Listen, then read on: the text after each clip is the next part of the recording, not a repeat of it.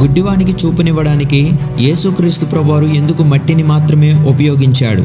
యోహాను సువార్త 9వ అధ్యాయంలో యేసు పుట్టుకతోనే గుడ్డివాడైన ఒక వ్యక్తిని చూస్తాడు. అతడు కేవలం చీకటిలో గడిపిన జీవితం మాత్రమే. ఈ మనిషి పాపం చేశాడా లేక అతని తల్లిదండ్రులు పాపం చేశారా అని శిష్యులు అడుగుతారు. అయితే యేసు ఇలా అంటాడు, ఈ మనిషి పాపం చేయలేదు, ఇతని తల్లిదండ్రులు పాపం చేయలేదు. దేవుని క్రియలు ఇతని విషయంలో బయలుపరచడానికి ఇలా జరిగింది అని అంటాడు. అప్పుడు యేసు ఊహించని పని ఒకటి చేస్తాడు. ఆయన మోకరిల్లి నేలపై ఉమ్మి ఆ మట్టితో బురద చేసి ఆ బురదను ఆ మనిషి కళ్ళపై పూసి, నీవు పోయి షిలోహు కోనేరులో కడుక్కో అని చెప్తాడు. అతడు చెప్పినట్లుగా చేసి తన కళ్ళను కడుక్కున్నాడు. వెంటనే అతని కళ్ళల్లో కాంతి ప్రవహించింది. తన జీవితంలో మొట్టమొదటిసారిగా తను కేవలం విన్న ప్రపంచాన్ని కళ్ళతో చూశాడు.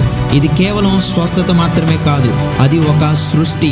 ధూళి నుండి ఆదామును సృష్టించిన అదే చేతులు ఇప్పుడు ఎప్పుడూ కూడా చూడలేని కళ్ళను చూసే కళ్ళుగా మార్చాయి. మట్టి మరియు కరుణ నుండి దృష్టి వచ్చింది మరియు దానితో పాటు ఒక కొత్త ప్రారంభం కూడా కలిగింది.